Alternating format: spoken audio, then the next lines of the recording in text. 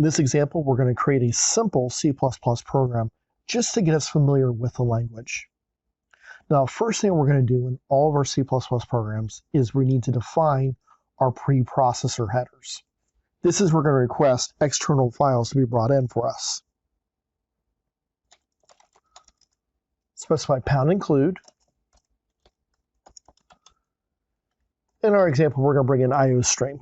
The next thing we're going to do is we're going to specify we're using the standard namespace.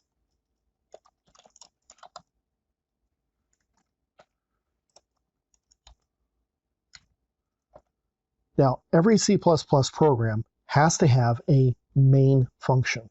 Now, this function is actually called main, and the compiler is going to look for this.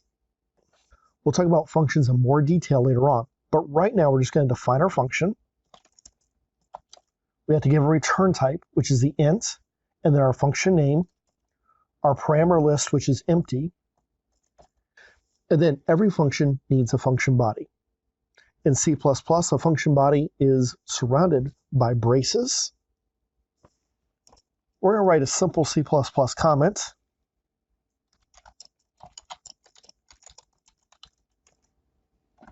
Next, we're going to write to our console. We'll use the cout command.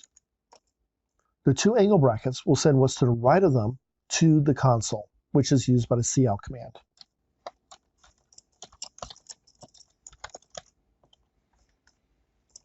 We want to send a new line character.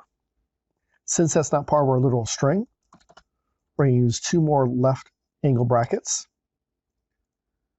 And we'll specify end L for end line. Each command inside C++ must be terminated with a semicolon.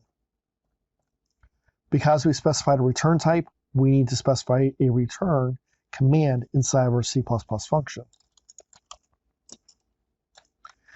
And we'll specify the number 0. First is an integer, which matches our return type. And second, 0 means we had 0 errors. 0 is typically a successful execution of our program. I'm going to save my file, and then I'm going to run this. In order to run it, I actually have to compile it first. If I look at my output window, you notice it starts to build it. It does so pretty quickly. And then I have my console window come up. C++ is not Python, just as I expect. Because we built this inside Visual Studio Community, you'll notice that it comes up and gives us some additional information, such as it exited with code 0. That was our return. And it's going to say we can just press any key in order to close this window.